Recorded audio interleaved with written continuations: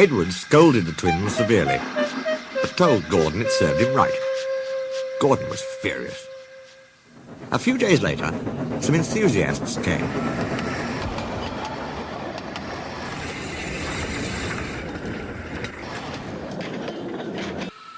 On their last afternoon, they went to the China Clay Works. Edward found it hard to start the heavy train.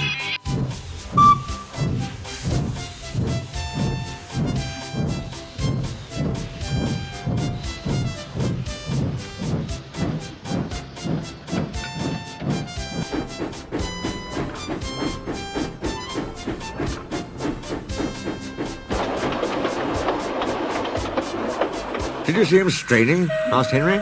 Positively painful, remarked James. Just pathetic, grunted Gordon. He should give up and be preserved before it's too late.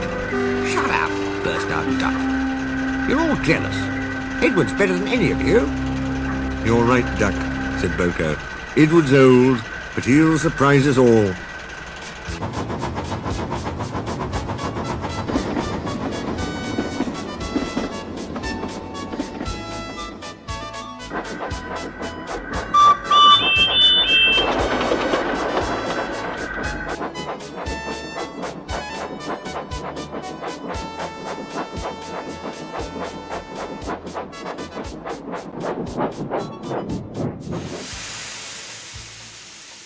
Bill and Ben were delighted with their visitors. They loved being photographed and took the party to the workings in a brake van special.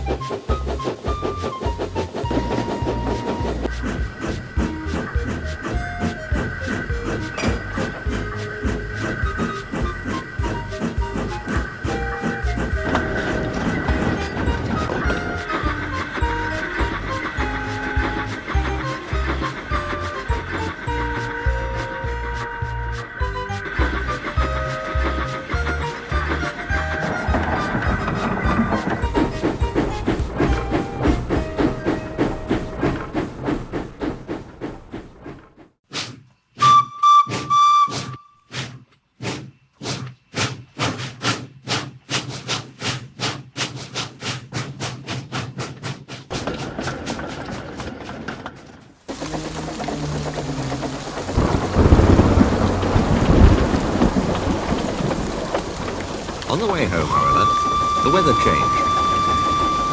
Wind and rain buffeted Edward.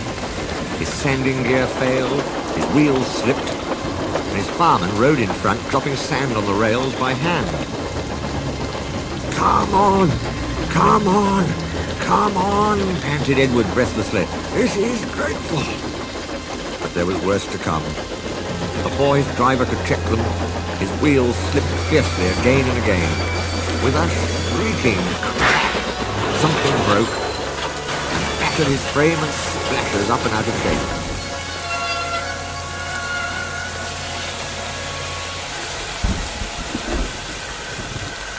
The passengers gathered round while the crew inspected the damage.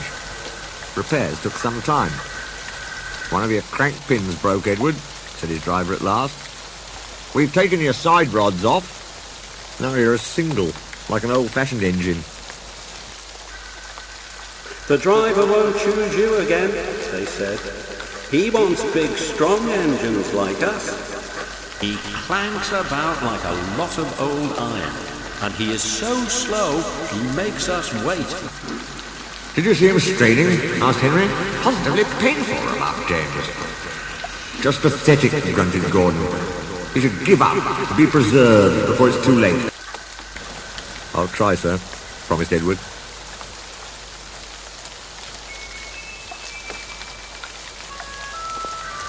So with the fireman standing carefully in front, the driver gently opened the regulator.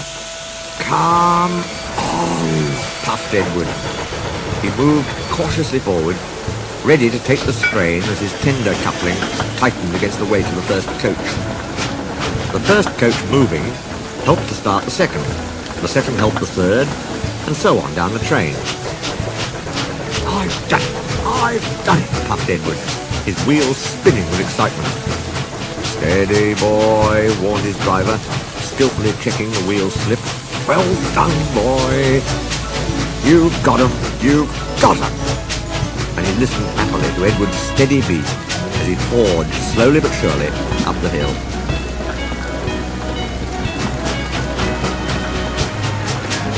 The passengers were thrilled. Most had their heads out of the windows. They waved and shouted, cheering Edward on.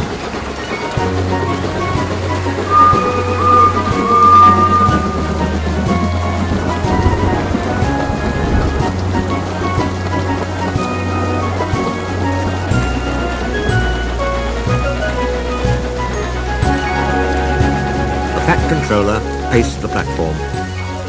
Henry with the special train waited anxiously too. They heard a beep beep. Then battered, weary but unbeaten, Edward steamed in.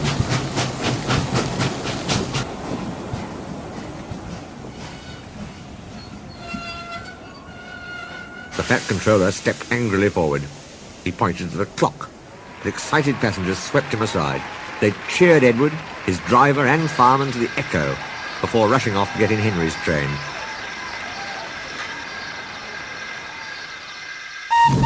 Henry steamed away to another storm of cheers, but not before everyone knew Edward's story. Edward went thankfully to the shed, while Duck and Boko saw to it that he was left in peace. Gordon and James remained respectfully silent. The Fat Controller asked Boko to look after Edward's line while he was being mended. Boko was pleased. He worked well, and now they run it together.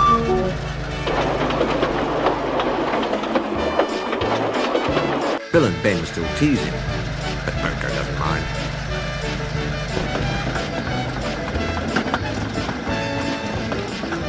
He lives at Edward's station, but is welcome anywhere, for he is now one of the family.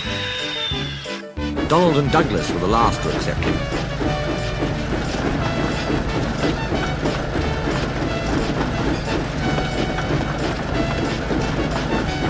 But he often helps with their goods train.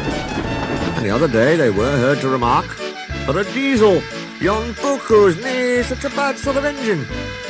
That, from the Caledonian twins, is high praise indeed.